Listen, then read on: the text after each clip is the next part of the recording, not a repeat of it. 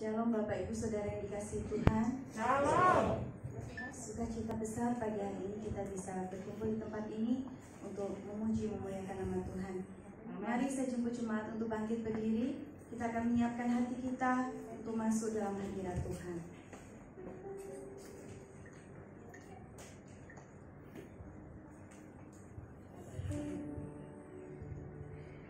Pagi hari ini kami bersukacita Tuhan Yesus,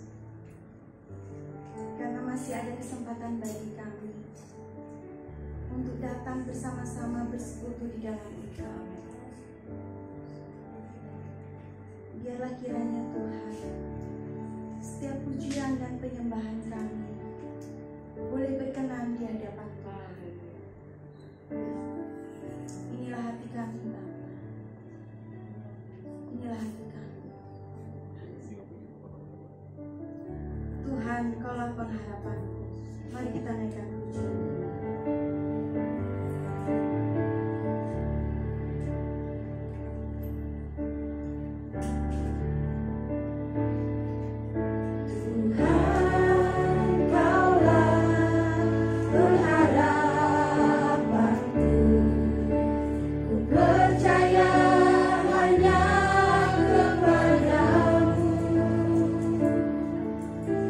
Yesus, Kaulah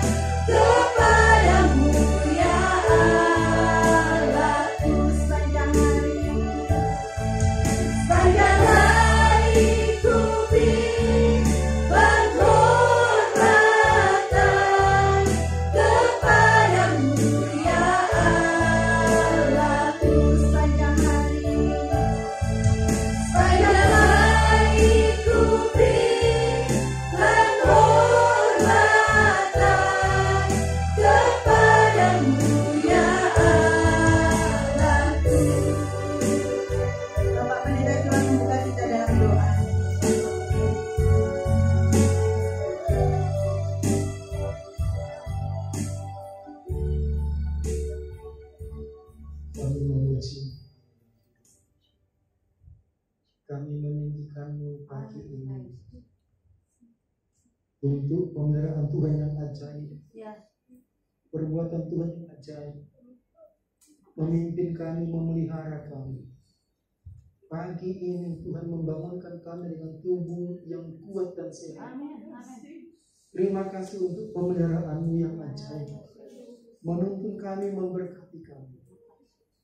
Oh Tuhan, biarlah kiranya Tuhan membawa kami, Roh Kudus membawa kami lebih dalam untuk menikmati hadirat Allah Tritunggal, menikmati penyembahan ini, menikmati sentuhan dari Tuhan.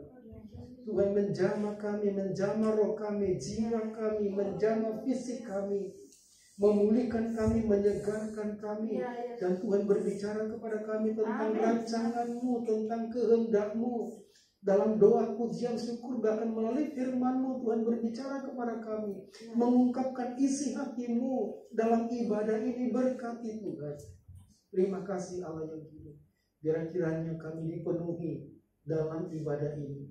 Kami dipuaskan oleh pimpinan Roh Kudus dalam ibadah ini. Berkatilah.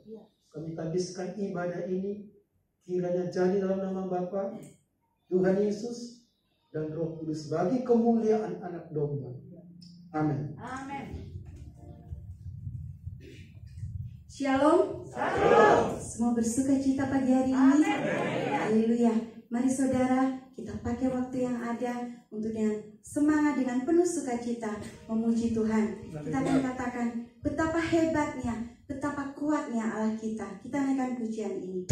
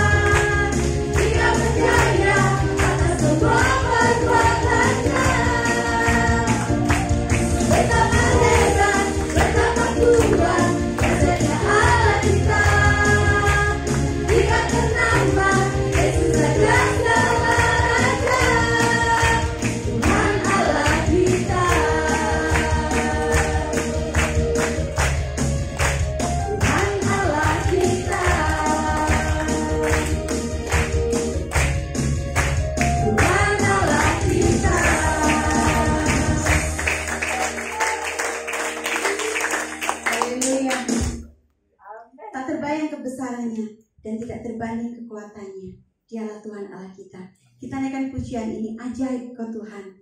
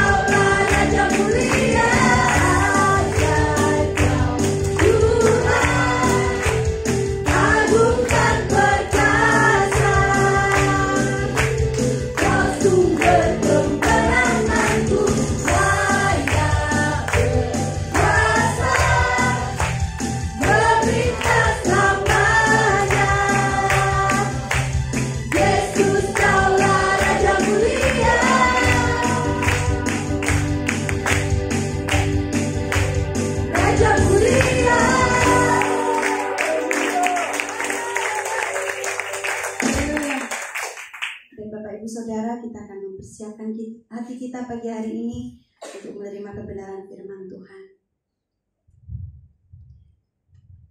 Kerinduan hati kami Bapa, melakukan setiap apa yang Tuhan kehendaki dalam kehidupan kami.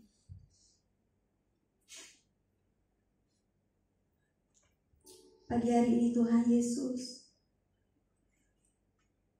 kami membuka hati kami Tuhan. Kami membuka telinga kami Bapa, untuk kami boleh mengenal lebih lagi siapa Engkau. Amin, amin. Dan boleh memperkenalkan nama-Mu Tuhan kepada banyak orang yang belum mengenal Engkau. Inilah hati kami Bapa. Inilah hati kami Tuhan. Haleluya.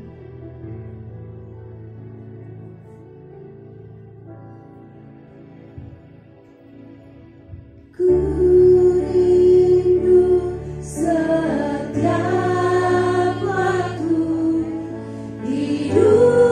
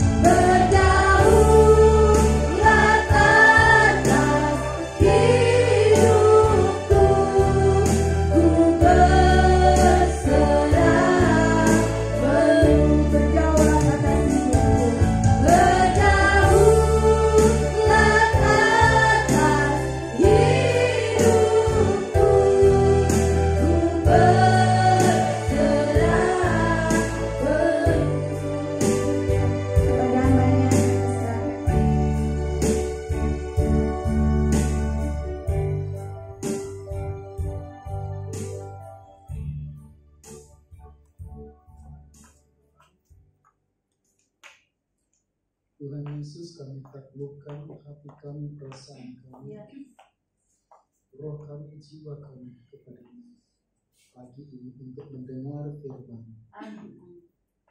Kami taklukkan diri kami kepada firman Tuhan yang berkuasa mengubahkan, memulihkan.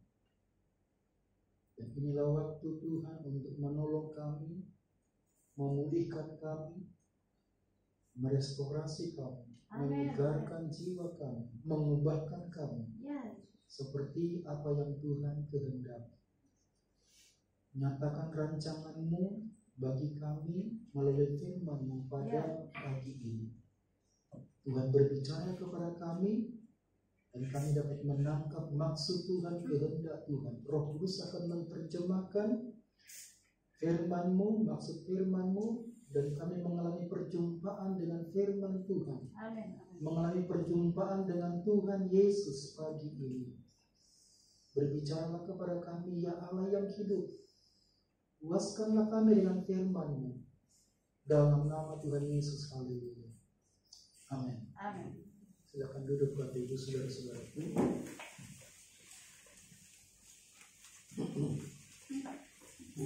Shalom saudara-saudara. Halo. Senang berjumpa dengan Bapak Ibu saudara-saudara pada pagi ini. Ya, puji Tuhan. Masih kelihatan bengkak kah? Masih ya. Puji Tuhan. Semalam bergumul, bengkak. Ini sudah turun. Bengkaknya sampai ke sini, bergumul sambil nangis-nangis. Lalu ibu bilang, cari pengganti saja. Saya bilang tidak. Tapi 1 jam kemudian tertarik juga cari pengganti. Saya bilang tidak karena saya yakin nanti tengah malam saya sembuh. Ya. Wah, sudah nangis. Pakai bahasa yang lalu lagi Pak Roni sempat menolong saya waktu tahun lalu ya. Itu keluar lagi bahasa anehnya, luar bahasa yang mirip dengan bahasa roh. Sementara pemuda ibadah saya juga di sana ngomong sendiri, ya, tapi itu karena sakit kena syarafnya dan puji Tuhan bisa tidur sebentar dan akhirnya jam 10 jam 10 sudah mulai baikan dan bangun pagi-pagi. Sudah hilang sakit pada bagian saraf dan saya merasa disegarkan pagi ini dan saya sangat bersukacita dengan Tuhan. Ke dokter semalam, kami dikasih obat, lalu pulang nangis-nangis sementara nyetir. Saya berharap tiba dengan selamat karena begitu sakit, tapi puji Tuhan, Tuhan memelihara begitu ajaib. Amin. Amin. Tuhan memelihara kita. Saya bilang masa saya mau khotbah besok saya tidak sembuh Tuhan. Walaupun ngomongnya itu tidak kedengaran, tidak ketahuan ngomong apa, tapi saya percaya Tuhan pasti menyembuhkan. Amin. Dan Tuhan pasti menolong kita, memulihkan kita, menyembuhkan kita. Amin saudara. Amin. Tuhan itu hidup, Tuhan itu mendengarkan doa-doa kita. Apalagi pada waktu kita mau menyembah, masa Tuhan tidak memulihkan kita. Amin.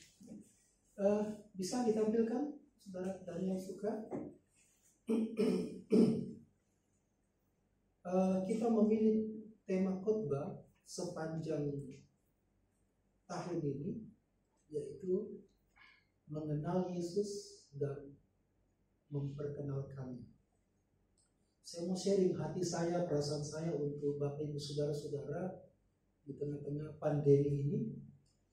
Apa yang Tuhan kehendaki bagi kita masing-masing. Ini tujuan dari tema ini adalah yang pertama untuk membangun pengenalan kita akan Tuhan di tengah-tengah kondisi yang sulit. Agar iman kita dibangun dan kita memiliki pengalaman secara pribadi dengan Tuhan di masa kini. Masa dulu kita sudah punya pengalaman, tapi masa kini kita harus punya pengalaman yang berbeda dengan masa yang lalu. Dan Tuhan kita bukan Tuhan masa lalu. Tuhan kita adalah Tuhan masa kini. Jadi tujuannya untuk membangun iman kita di masa kini. Oleh karena masa kini begitu banyak pergumulan kita harus membangun iman kita. Ada banyak orang yang lemah, ada banyak orang yang putus asa. Dari tema besar ini kita coba membuat yang kecil-kecil. Tujuannya adalah yang pertama agar kita dapat membangun relasi dengan Tuhan. Ada banyak orang yang sudah mulai kacau relasinya, hubungannya dengan Tuhan masa kini. Sehingga ini bukan hanya sebagai ibadah biasa, rutinitas biasa, sebagai sebuah kesempatan yang istimewa bisa berjumpa dengan Tuhan setiap saat di masa kini, di mana Tuhan menguatkan kita. Dan kita juga bisa bertumbuh di dalam Tuhan di masa kini. Kita menguatkan iman kita dan kita bertumbuh dalam pengenalan akan Tuhan. Yang kedua, agar kita dapat hidup berkemenangan dengan pengenalan kita akan Tuhan di masa kini. Hidup berkemenangan. Persoalan, krisis ekonomi, penyakit membuat kita lemah. Kematian orang-orang sekitar kita membuat kita lemah. Tapi kita harus hidup berkemenangan dalam sukacita, gairah bersama dengan Tuhan. Kalaupun mungkin ada masalah, ada krisis, kita jangan lemah, tapi kita harus kuat dengan memiliki pengharapan. Yang ketiga, tujuan dari tema ini, khotbah-khotbah sepanjang 1 tahun ini adalah agar kita bisa membedakan mana ajaran yang sehat, yang benar-benar biblical, dan mana yang tidak tepat, tidak sehat dan sesat. Kita dibingungkan dengan situasi ini. Ada yang mengatakan ini masa antikris dan macam-macam, dengan banyak konspirasi. Bergantung pada Alkitab. Ada yang mengatakan akhir zaman sudah dekat. Kenapa takut? Kalaupun sudah dekat, Tuhan akan mengangkat kita masuk dalam kemuliaan. Jangan takut dengan teologi palsu yang saya katakan teologi media yang tidak bertanggung jawab, yang kadang-kadang diungkapkan oleh pendeta-pendeta juga begitu banyak bersebaran. Mereka tidak bertanggung jawab. Nah, kita harus mempercayai sungguh-sungguh Alkitab, mengenal Yesus. Semakin kita dekat dengan Yesus, maka kita akan mengalami kekuatan kuasanya. Doakan ini saudara untuk menjadi proyek dalam karya tulisnya. Lalu kemudian yang kedua, tujuan besar yang kedua setelah ini membangun iman kita. Yang kedua adalah membangun kerajaan Allah lebih nyata melalui hidup kita. Bukan hanya iman kita dibangun, tetapi kerajaan Allah dibangun melalui hidup kita. Agar kita dapat menjadi berkat bagi bangsa-bangsa. Orang-orang banyak mengalami ketakutan dan mereka tidak bisa menjadi saksi yang benar. Mereka menceritakan ketakutan mereka, menceritakan keputusasaannya dan tidak bisa membagi hidup. Ini waktunya kita membagi hidup kita. Dari tujuan besar yang kedua ini, coba kita melihat ada dua tujuan dari tujuan besar dua ini. Di mana kita membagi hidup kita kepada orang lain. Membagi kesaksian, kekuatan, dan kemenangan yang kita alami dari Tuhan. Ini waktunya kita membagi hidup kita. Membagi berkat. Membagi uang kalau ada. Jadi persembahan misi masih jalan. Masih jalan. Kadang-kadang saya berkata, wah 1.000 untuk Tuhan itu gak cocok. Tukang parkir aja sekarang minta 2.000 ya. Tuhan masih dikasih 1.000 rupiah. Kalau masih ada dana, ya sisihkan untuk membagi berkat bagi orang lain. Ini waktunya. Yang saya katakan minggu yang lalu, 2 minggu yang lalu ada orang bertanya kepada saya dari gereja lain, Pak, apa pesan Tuhan tahun ini?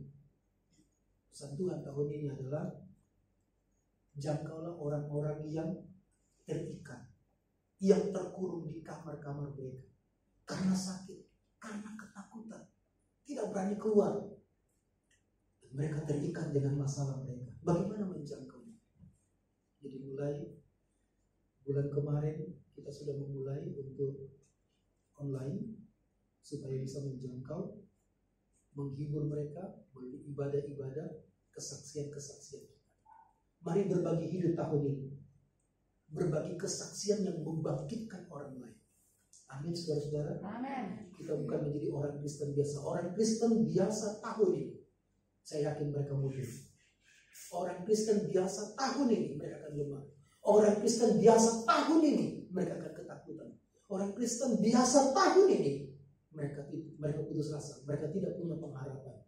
Tapi kita orang Kristen yang mengenal Yesus akan dikuatkan oleh Tuhan kita. Amin. Mari kita buka Yohanes pasal 4 ayat 1 sampai dengan 30. Cukup panjang pembacaan kita. Saya akan membaca lebih cepat. Kita sudah membaca bagian ini sebenarnya 2 tahun lalu, mungkin dalam khotbah Injil Yohanes. Tapi saya ingin membacanya lagi supaya kita memiliki paradigma baru, pemahaman baru, firman baru untuk kita. Sudah menemukan? Amin. Saya bacakan demikianlah firman Tuhan. Ketika Tuhan Yesus mengetahui bahwa orang-orang Farisi telah mendengar bahwa ia memperoleh dan membaptis murid lebih banyak daripada Yohanes, meskipun Yesus sendiri tidak membaptis melainkan murid-muridnya, ia pun meninggalkan Yudea dan kembali lagi ke Galilea. Ayat 4, ia harus melintasi daerah Samaria. Siapa yang mengharuskan Yesus?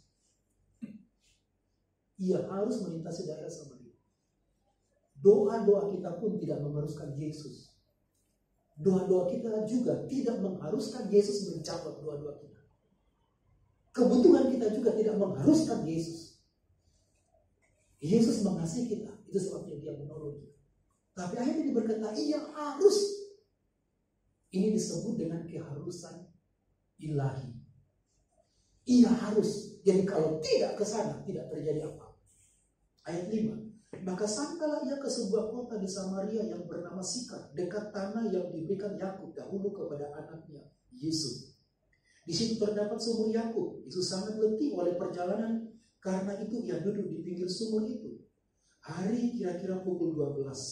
Maka datanglah seorang perempuan Samaria hendak menimba air. Kata Yesus kepadanya, berilah aku hidup, berilah aku minum.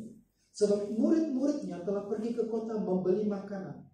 Maka kata perempuan Samaria itu kepadanya, masakan engkau seorang Yahudi minta minum kepadaku seorang Samaria? Sebab orang Yahudi tidak bergaul dengan orang Samaria. Jawab Yesus kepadanya, jikalau engkau tahu tentang karunia Allah dan siapakah dia yang berkata kepadamu, berilah aku minum, niscaya engkau telah meminta kepadanya dan ia telah memberikan kepadamu air hidup. Kata perempuan itu kepadanya, Tuhan, engkau tidak punya timba dan sumur ini amat dalam. Dari mana engkau memperoleh air hidup itu?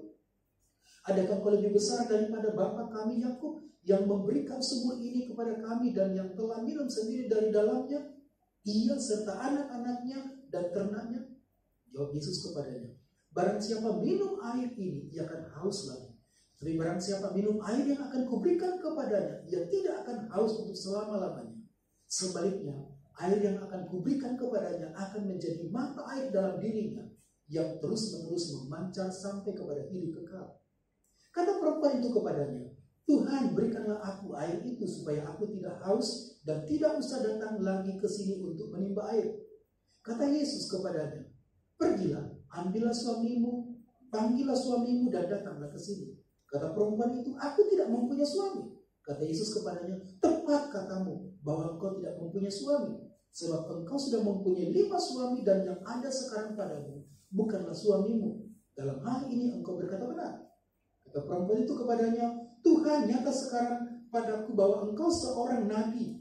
Nenek moyang kami menyembah di atas gunung, tetapi kamu katakan bahwa Yerusalemlah tempat orang menyembah. Kata Yesus kepadanya, percayalah kepadaku, hai perempuan, saatnya akan tiba bahwa kamu akan menyembah Bapa, bukan di gunung ini dan bukan juga di Yerusalem. Kamu menyembah apa yang tidak kamu kenal. Kami menyembah apa yang kami kenal, sebab keselamatan datang dari bangsa Yahudi.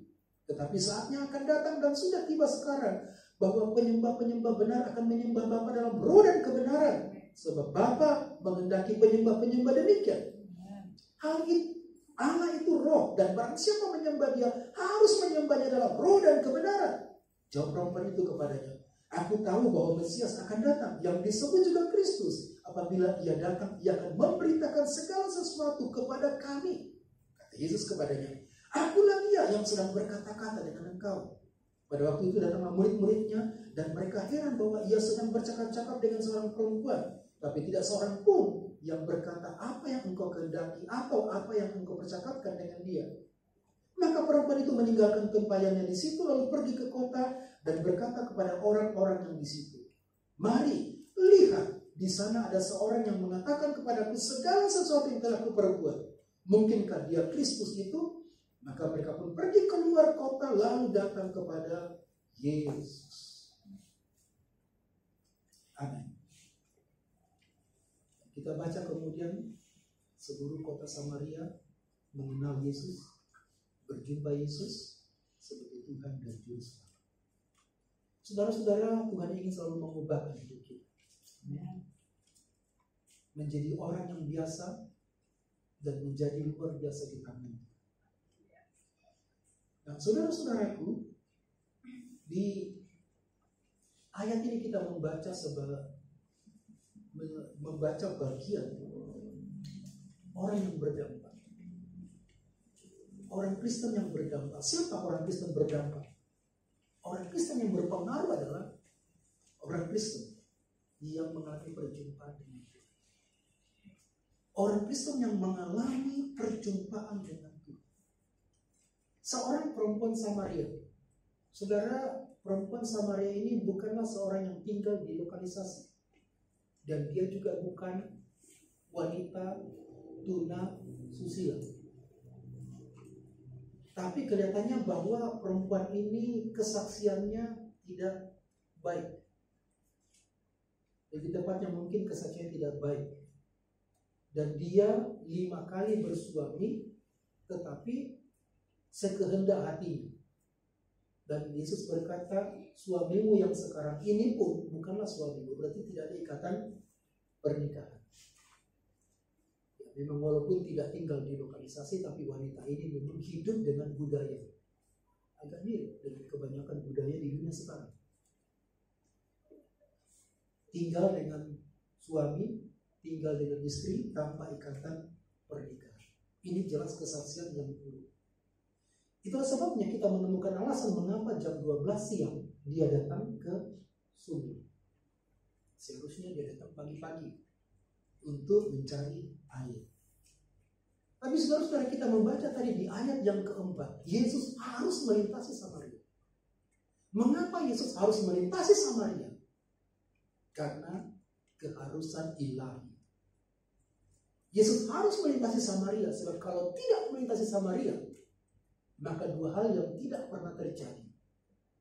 Perempuan Samaria ini tidak pernah diubahkan dan tidak bersaksi, dan kota Samaria tidak akan mengenal Yesus sebagai Tuhan dan Juru Selamat.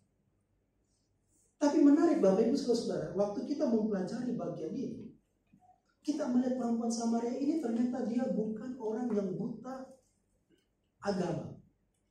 Perhatikan di ayat yang ke-19. Ayat 19 mengindikasikan bahwa perempuan Samaria ini adalah seorang yang mengenal agama atau kelihatannya agak rohani. Sebab engkau sudah ayat 19, kata perempuan itu kepadanya, Tuhan nyata sekarang padaku bahwa engkau seorang nabi.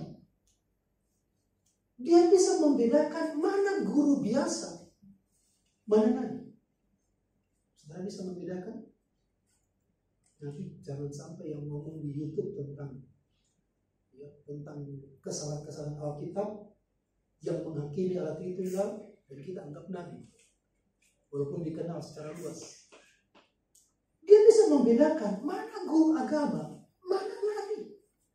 Jelas-jelas ini adalah orang Yahudi, tapi kemudian dia punya kejelian. Berarti dia punya ilmu teologi yang bagus. Mana guru agama, mana nabi. Tuhan bukan Tuhan sebenarnya, lebih tepat kata Tuhan, bukan Tuhannya. Jadi Tuhan itu panggilan Bapak atau Master. Tuhan nyata sekarang padaku bahwa engkau seorang nabi. Dia punya pemahaman yang bagus tentang agama, teologi. Bisa jeli, sementara banyak orang Kristen susah membedakan mana guru palsu dan mana yang benar-benar mengasihi firman Tuhan, mengasihi Tuhan. Lalu ayat 20 Nenek moyang kami menyembah di atas gunung ini, tetapi kamu katakan menyembah di atas gunung nenek moyang kami. Dia tahu tentang sejarah penyembahan. Dia tahu sejarahnya, mengapa sampai nenek moyangnya menyembah di gunung. Dia tahu sejarahnya. Dia tidak berkata kami. Nenek moyang kami itu berarti betul, dia tahu sejarah masa lalu. Itu sebabnya berkata, haram bagi kami untuk tidak menyembah di tempat lain. Gunung adalah tempat yang sakral untuk menyembah Tuhan. Dia punya pemahaman yang bagus tentang sejarah gerejanya dia. Lalu kemudian yang ketiga, ayat 25, perhatikan kognitifnya begitu bagus tentang teologia. Jawab perempuan itu kepadanya, aku tahu bahwa Mesias akan datang, yang disebut juga Kristus. Apabila ia datang, ia akan memberitakan segala sesuatu kepada kami. Pemahaman tentang kristologi di perjanjian lama bagus. Aku tahu Mesias akan datang. Dia tahu Mesias akan datang. Dia percaya walaupun mungkin seluruh Samaria menuduh dia orang berdosa. Tapi rupanya dia punya pemahaman.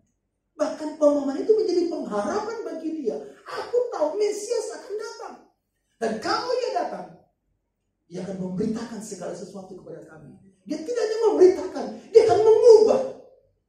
Ini tadi ayat 4. Ia harus datang. Karena ada orang yang ternyata tidak cukup. Dia memiliki pemahaman rohani, pemahaman teologi, pemahaman Alkitab. Tapi faktanya bahwa hidupnya tidak pernah diubahkan dengan pemahaman teologi itu. Hidupnya tidak pernah berubah. Malah masyarakat menuduh sebagai orang kacau. Dia punya pengharapan, Mesias akan datang nanti, aku tahu. Mungkin waktu Yesus bicara dengan dia, apa yang dia pernah pelajari, apa yang dia pernah dengar, atau dia pernah baca. Kisah-kisah bagi janji-janji tentang Mesias akan mengubahkan, akan memulihkan, akan menyelamatkan. Mesias itu artinya pembebas. Mesias itu artinya raja yang membebaskan. Tapi juga Mesias itu artinya juru selamat. Dia percaya dan dia mengharapkan itu, tapi ternyata tidak berubah. Saudara-saudara, kita tidak pernah berubah kalau kita tidak pernah terbuka terhadap Yesus. Apa yang menarik saudara-saudara dari percakapan ini? Mengapa saya harus membaca panjang? Kita sudah membacanya dan akan membacanya lagi. Perhatikan bagaimana wanita ini memiliki keterbukaan pada Yesus. Selama ini hidupnya tertutup kepada orang lain. Saya beri khotbah begini. Kami pernah diskusi di kelas berdua dengan itu senior, pendeta senior saya. Apa yang saya tangkap dari ayat ini? Saya bilang, pria terakhir yang mengubahkan. Pria yang keenam mengubahkan. Dia menikah dengan 5 pria. Tapi ternyata 5 pria ini tidak pernah memuaskan hidupnya. Dan tidak pernah memulihkan hidupnya. Tapi terakhir, dia menikah dengan pria ke-6, Yesus. Percaya dengan Yesus itu sama dengan kita menikah dengan Yesus. Bukan menikah dalam hal hubungan seks, tapi menikah itu adalah di mana kita mengambil komitmen untuk mengikuti. Pria yang terakhir yang mengubahkan hidupnya, yang memuaskan hidupnya. Itulah sebabnya tema kita angkat supaya kita juga dipuaskan dengan Yesus di masa pandemi ini. Dipuaskan dengan kebaikan Yesus, dipuaskan dengan kasih sayang Yesus, dipuaskan dengan kehadiran Tuhan. Memulihkan kita, mengubahkan kita. Apa yang terjadi saudara-saudara? Ini percakapan yang cukup panjang. Rupanya ada percakapan yang sengaja dihilangkan oleh Yohanes.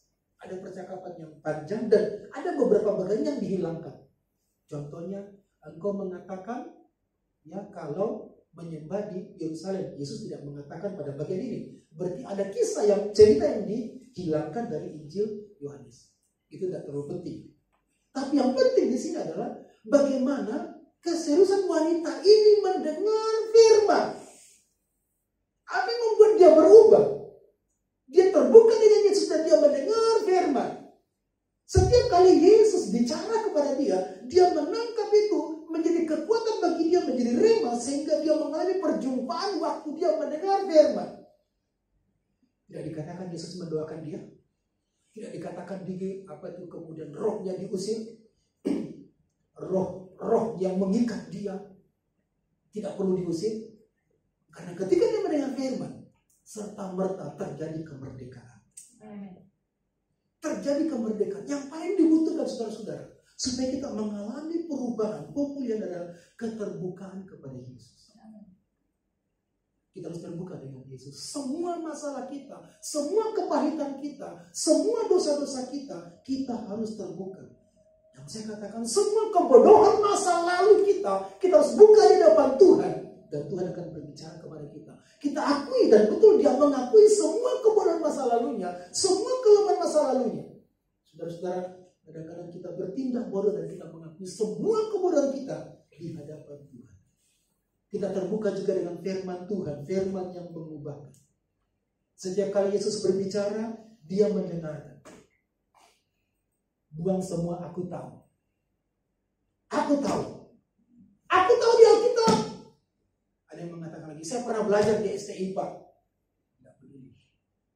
Sama orang ini punya teologi. Aku tahu Mesias akan datang. Tapi Yesus berkata, akulah dia. Terjadi perubahan hari itu. Berarti di ayat 27 ya. 26.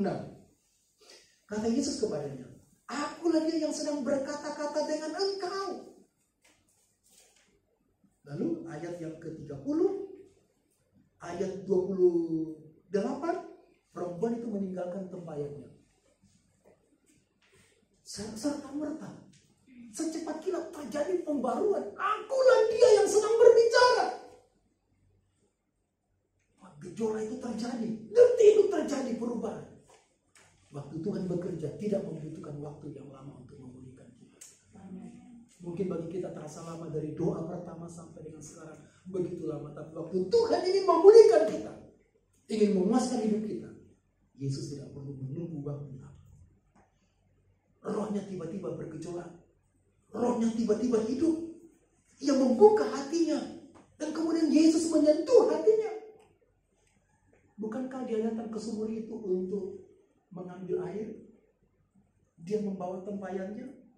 Tapi di ayat yang ke-28, maka perempuan itu meninggalkan tempayannya di situ. Tujuan hidup yang semula berubah. Setelah Yesus berkata, akulah dia. Dia berjumpa dengan Yesus. Dia mengalami pemulihan. Dia mengalami perubahan pada bagian roh. Roh ini harus diubahkan. Roh yang mati, roh yang hanya tahu teologi, roh yang tahu Alkitab, tapi ternyata tidak pernah berubah. Dia berubah. Rohnya hidup. Rohnya kemudian disentuh oleh Yesus dan dia mengenal Yesus hari itu. Bukan hanya rohnya, jiwanya berubah. Dia meninggalkan tempayannya dengan sukacita yang besar yang tidak pernah dialami selama ini. Dengan 5 kali dia menikah dengan laki-laki tidak pernah mengalami kepuasan. Tapi ini laki-laki terakhir memuaskan dia, memuaskan jiwanya yang haus. Dan sekarang dia mengenal Yesus dan dia berlari keluar. Jiwanya yang takut, yang egois. Sampai siang-siang datang jam 12 untuk mengambil air. Dia takut, dia bersembunyi kalau kemudian ada banyak wanita yang menuduh dia. Beberapa di antaranya mungkin ada wanita yang pernah diambil suaminya. Dia ketakutan. Tapi sekarang dia 28, dia meninggalkan tempayan itu dan berkata kepada orang-orang yang ada di kota. Dia sembunyi-sembunyi. Sekarang dia berkata, mari lihat di sana ada seorang yang mengatakan kepadaku segala sesuatu yang telah aku berbuat. Telah aku berbuat. Dia sudah diubahkan. Kalau dia masih menjadi orang Samaria biasa, dia tidak perlu berlari-lari masuk ke kota dan menceritakan siapa dia. Semua orang sudah tahu. Semua orang sudah tahu. Tapi orang banyak ini berpikir, bagaimana mungkin wanita ini bisa terbuka begitu luas kepada orang lain. Yang saya katakan membagi hidup. Membagi hidup. Dia membagi kesaksiannya. Dia membagi penemuannya tentang Yesus. Dia membagi kekuatannya. Dia membagi, dia sudah diselamatkan. Dia membagi hidupnya. Mungkin pikiran saya lebih bagus begini. Wanita ini sudah kenal Yesus. Oke. Ambil tembayannya, kau usah ke kota. Nanti aja. Ambil tembayannya. Guru, bolehkah guru ke rumah saya? Lalu kemudian bersama-sama dengan Yesus dengan tempayannya. Atau guru tunggu di sini, saya pulang ke rumah dulu ya. Saya selesaikan semua pekerjaan saya. Saya ambil tempayan saya.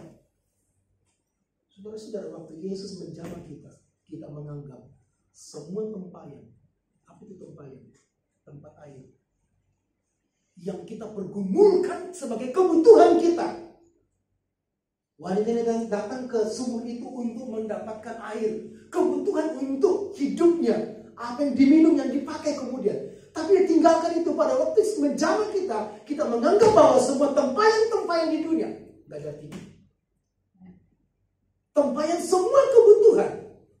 Bahkan semua kebutuhan kita pun nanti ketika kita berjumpa dengan Yesus. Tidak berharga semua tempayan itu. Tidak berharga semua makanan. Semua minuman. Termasuk semua harta tidak berharga di hadapan Tuhan. Gejolak sukacita, kehidupan kekal lebih penting dari semua tempayan-tempayan kebutuhan kita, tempayan pekerjaan kita. Apa yang kita butuhkan? Amin. Kayak marah ya. Mungkin karena baru sembuh ya. Yesus kemarin susah ngomongnya itu kayak ada makanan di sini. Iya. Saya bilang besok Tuhan, saya harus sembuh supaya ngomongnya lebih besar. Saudara-saudara, kita sedang membawa tempayan untuk memenuhi kebutuhan keluarga kita, memenuhi kebutuhan dapur kita, kebutuhan semua yang kita butuhkan. Tapi berjumpa dengan Yesus akan menyukakan hati kita lebih besar dari semua kebutuhan-kebutuhan. Oh, bukan berarti begini saudara, tempayan itu gak ada artinya. Kalau gitu gak usah deh bekerja. Tapi setelah itu dia balik lagi kan. Dia tinggalkan tempayannya, dia masuk ke kota, dia berlari. Mari lihat, datang. Ada orang di sana yang mengatakan semua tentang dosaku. Orang ini kaget kok tiba-tiba orang ini mengalami perubahan, pemulihan. Dia menjadi dampak saat itu. Kalau kesaksian wanita ini buruk, mengapa orang banyak ini bisa dipengaruhi?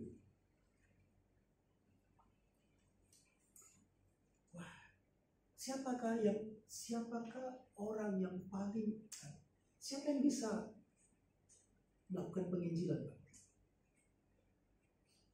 Ini baru bertobat ya.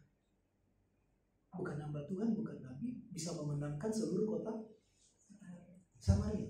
Orang baru bertobat pun bisa melakukan penginjilan. Apa itu? Bagi hidup. Gak ada ayat-ayatnya ya. Gak ada. Dia tidak menceritakan. Gak ada ayat-ayat. Tapi dia menceritakan bagaimana dia dipulihkan, bagaimana dia ubahkan, bagaimana Yesus memulihkan hidupnya. Dan dia berkata, ada orang yang sudah mengubahkan.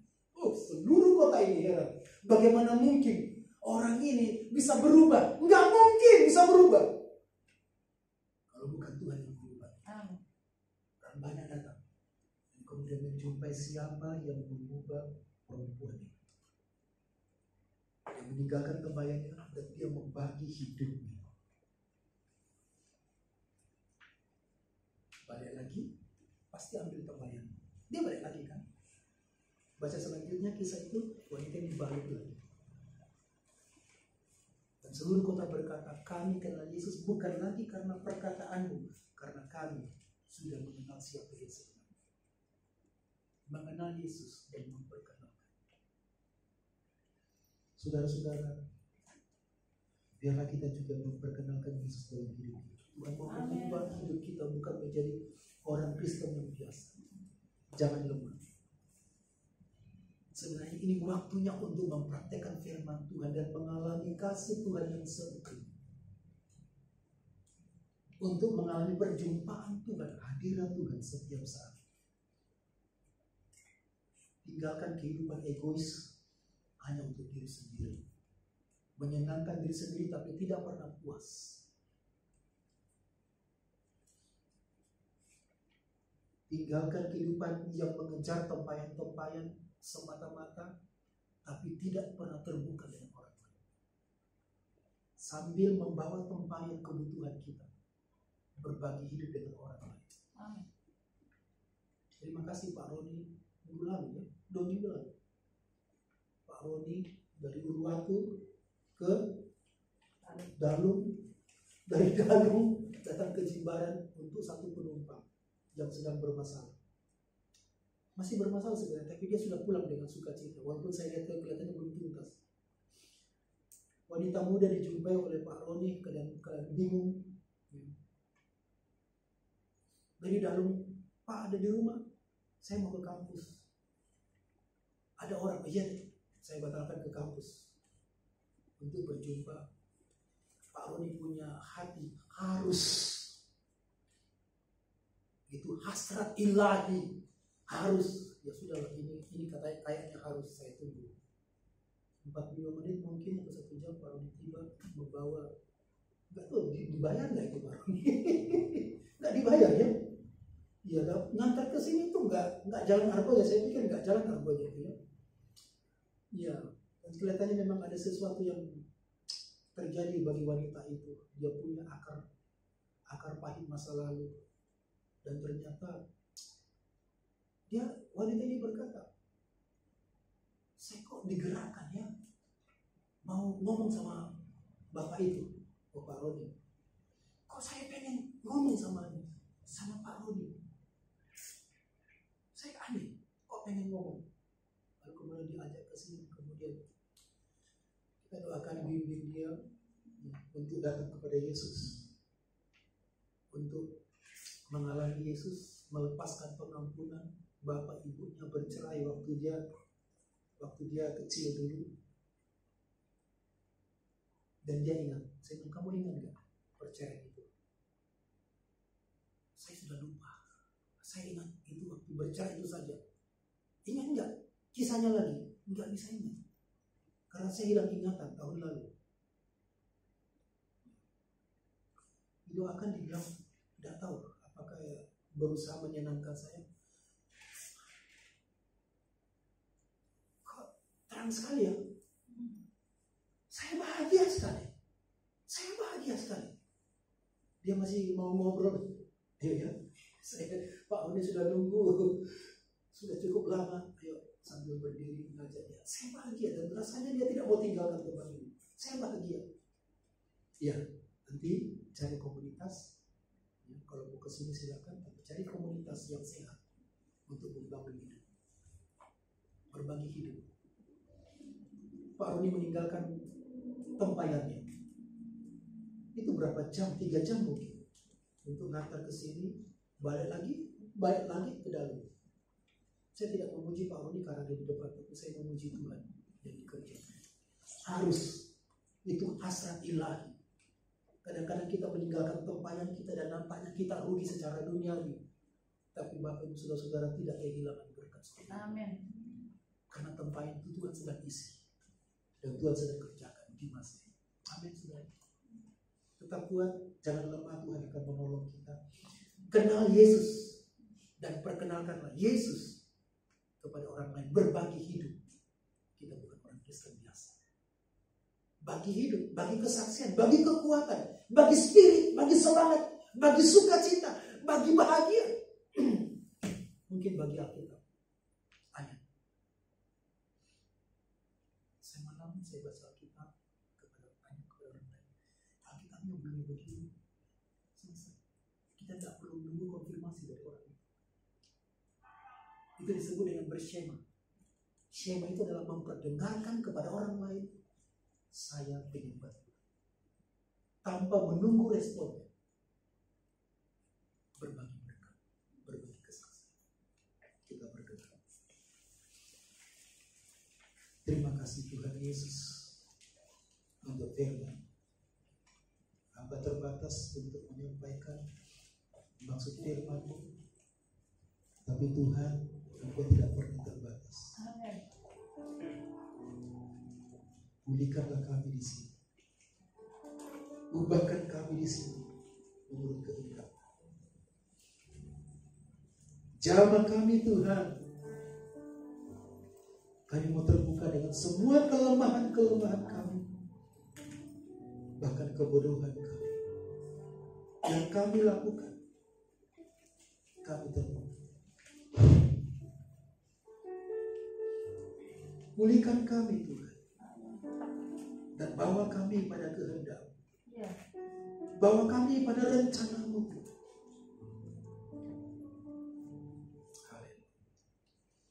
Terima kasih.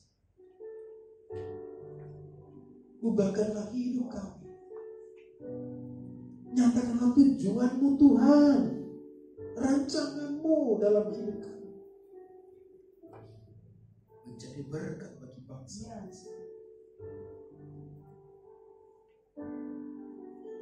Kami terima firman dengan sukacita dalam nama Tuhan Yesus.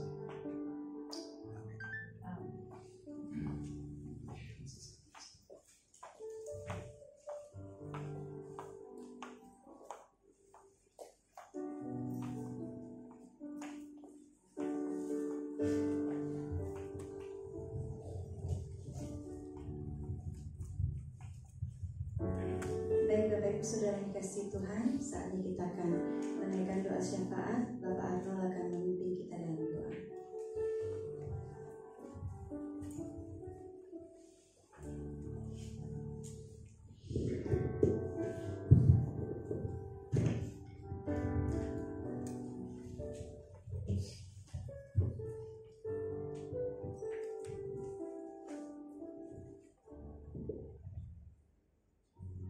Baik, satu doa. Terima kasih Tuhan buat hari ini. Kami sungguh bersyukur kepadamu. Jikalau Tuhan izinkan kami kembali berkumpul bersama-sama di tempat ini memuliakan Tuhan, berjumpa dengan Engkau Tuhan secara pribadi. Terima kasih atas pertolongan-Mu sepanjang minggu ini. Pemeliharaan-Mu begitu indah bagi kami Tuhan. Terima kasih buat kesehatan yang Tuhan berikan bagi kami. Terima kasih buat makan minum yang Tuhan limpahkan bagi kami.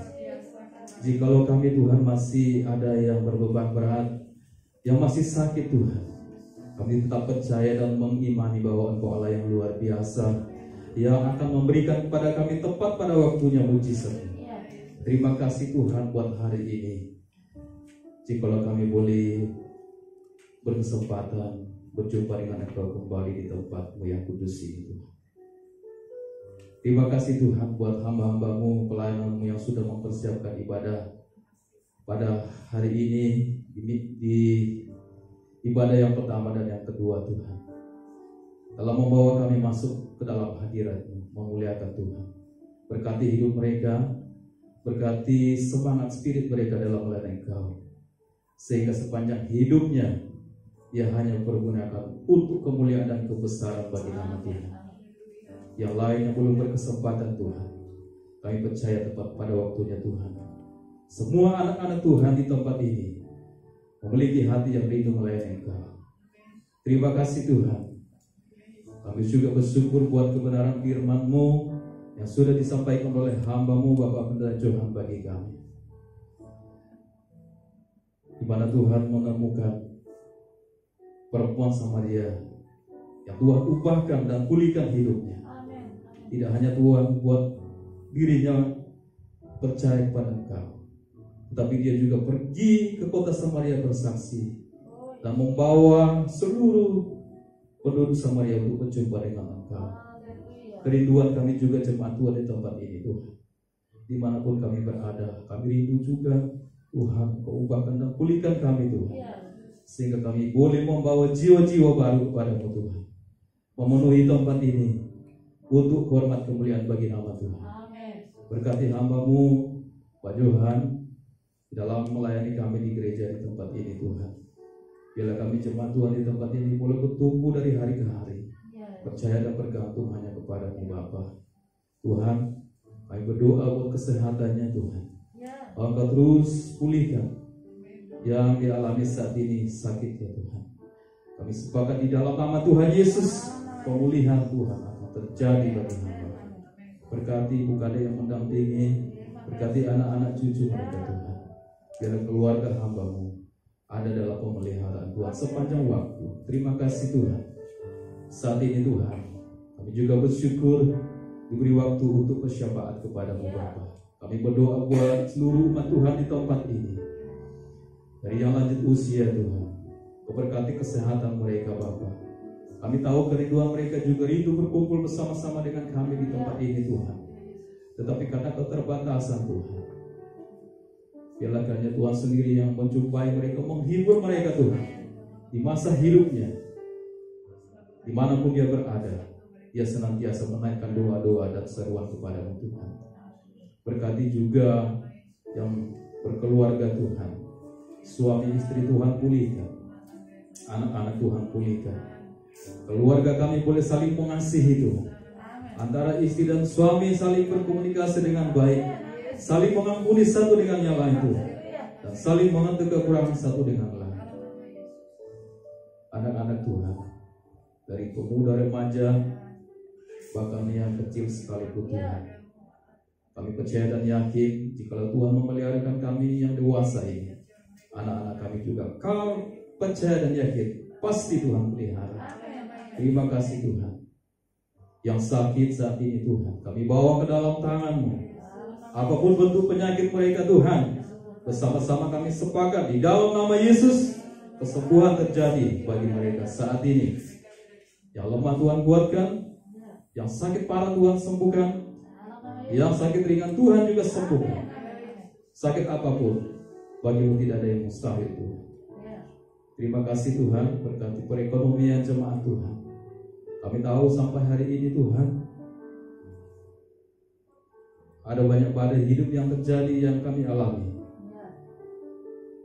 Secara ekonomi Tuhan mungkin kami terpuruk, tetapi kami percaya dan yakin Tuhan, Engkau akan memberkati apa yang kami makan, apa yang kami minum, dan apa yang kami pakai Tuhan. Burung di udara Tuhan pelihara, apalagi kami anak kesayangan-Mu. Tuhan percaya Engkau akan menyediakan bagi kami Bapa. Terima kasih Tuhan. Makasih Yesus.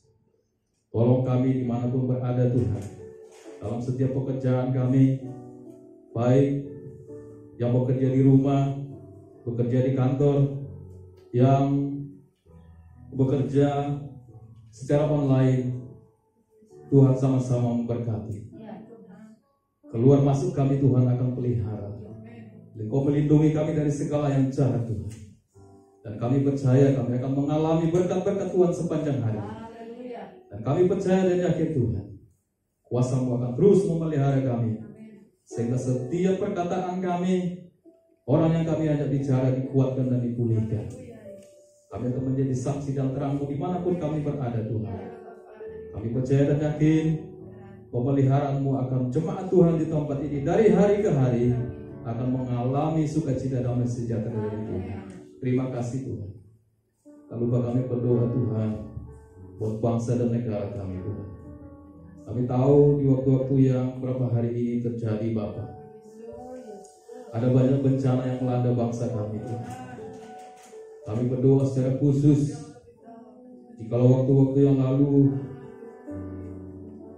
pesawat jatuh Tuhan, ada bencana gempa bumi yang ada di Mamuju dan Aceh, banjir yang ada di Kalimantan Selatan Tuhan, ada gunung meletus di Jawa Timur dan yang erupsi di Jogja, Gunung Merapi Tuhan.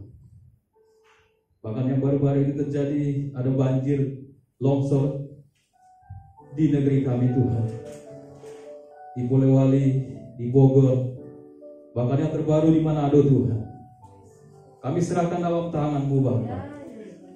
Pulihkanlah bangsa kami, selamatkan bangsa kami Tuhan. Ampuni bangsa kami jika bangsa kami melawan kehendak-Mu Tuhan. Jika Engkau memulihkan Nineve, masyarakat yang tidak tahu apa-apa Tuhan, tidak mengenal Engkau, kami berdoa saat ini Tuhan, Pulihkan, selamatkanlah bangsa kami seperti Engkau menyelamatkan Niniwe Tuhan.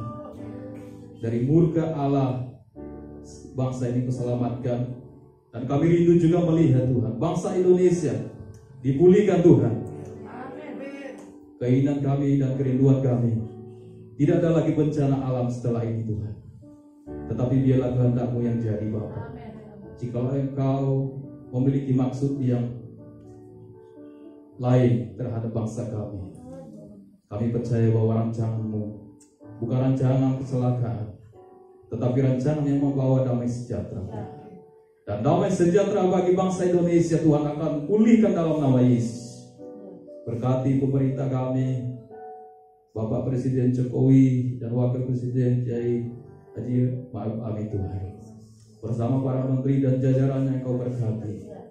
Di masa-masa yang sulit saat ini Tuhan, ada banyak dorongan yang terjadi dari kelompok-kelompok radikal, kelompok yang tidak bertanggung jawab dengan menghancurkan bangsa ini. Kami sepakat, kami tolong dalam nama Yesus. Bangsa ini Tuhan Engkau pulihkan. Pemerintah kami, Bapak Presiden Jokowi, wakil dan para menteri dan jajarannya, Tuhan akan berkati, kuatkan, mampukan Tuhan untuk bisa menangani bangsa ini dari segala hal. Berkati Tuhan, secara khusus kami berdoa buat korban-korban yang terjadi dari gempa. Mereka membutuhkan makanan, obat-obatan.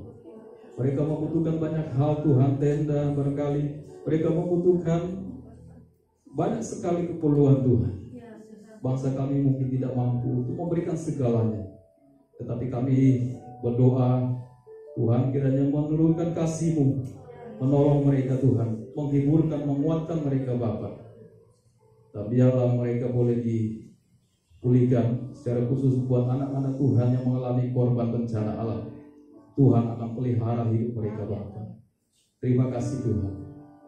Kami percaya dan yakin bangsa dan negara kami, pemimpin-pemimpin kami dari atas sampai yang terendah sekalipun, Tuhan akan memberkati.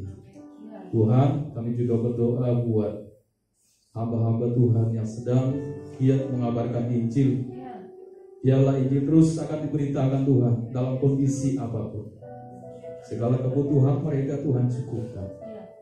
Keberanian, kemampuan mereka Tuhan akan limpahkan, sehingga mereka berani dan giat terus memberitakan firman-Mu. Segala bangsa-bangsa akan dijangkau oleh firman Tuhan. Suku-suku akan dijangkau oleh firman Tuhan. Orang-orang yang belum mengenal Engkau, kami rindu Tuhan juga mengatakan sama seperti Engkau mengatakan kepada Samaria, Engkau harus Tuhan melawati bangsa Indonesia, suku-suku bangsa, melawati dunia ini Tuhan, agar nama Tuhan semakin disebarluaskan di muka bumi ini. Terima kasih Tuhan Yesus. Juga berdoa untuk ibadah kedua nanti, bila Tuhan akan memberkati. Dan setiap kami yang datang pada pagi hari ini, bahkan ibadah yang kedua nanti Tuhan, yang datang dengan berbeban berat, Tuhan akan pulihkan dalam nama Yesus. Yang memohon doa-doa kepadamu, kami percaya dan yakin Engkau akan mendengarkan setiap seruan anak-anak-Mu Tuhan. Terima kasih Bapa, kami mengucap syukur, berterima kasih, dan menyerahkan ibadah ini selanjutnya dalam tangan kasih. Di dalam nama Tuhan Yesus Kristus. Haleluya. Amin.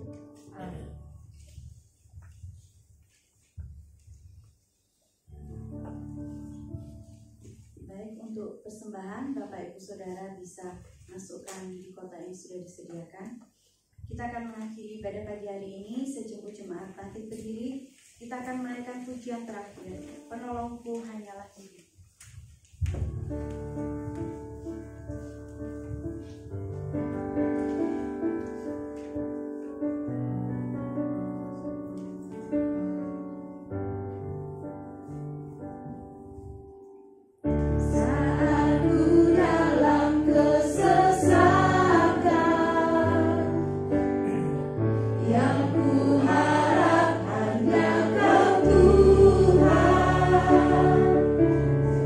Saat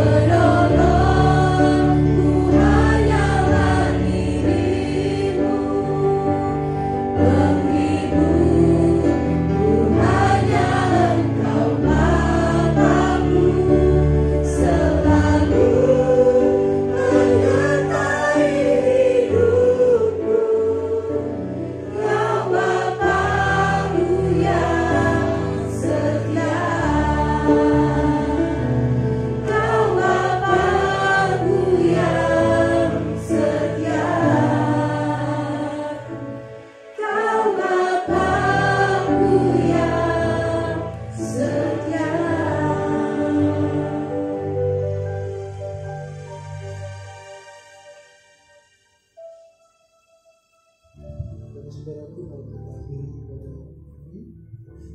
Terima kasih Bapak untuk jam ibadah yang Tuhan beri bagi kami. Kiranya apa yang kami lakukan menyenangkan Tuhan. Tuhan bersuka cita atas ibadah kami, dan Tuhan memberkati. Saudara-saudara kekasih Kristus, arahkan hati dan pikiranmu kepada Allah yang hidup. Berharaplah kepadanya, angkatlah hatimu, angkatlah tanganmu, terimalah janji firman-Nya menjadi berkat bagi kita.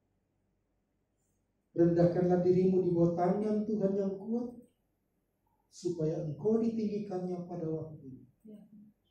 Serahkanlah segala kekhawatiranmu kepadanya, sebab Ia yang memelihara. Dan Allah sumber segala kasih karunia, yang telah memanggilmu dalam Kristus kepada kemuliaan yang kekal, akan melengkapi, meneguhkan, menguatkan, mengokohkanmu. Ialah yang mempunyai kuasa sampai selama-lamanya. Semua janji firman ini menjadi berkat bagi kita. Kita terima dalam nama Tuhan Yesus. Amin. Amin. Selamat hari Minggu. Tuhan Yesus memberkati.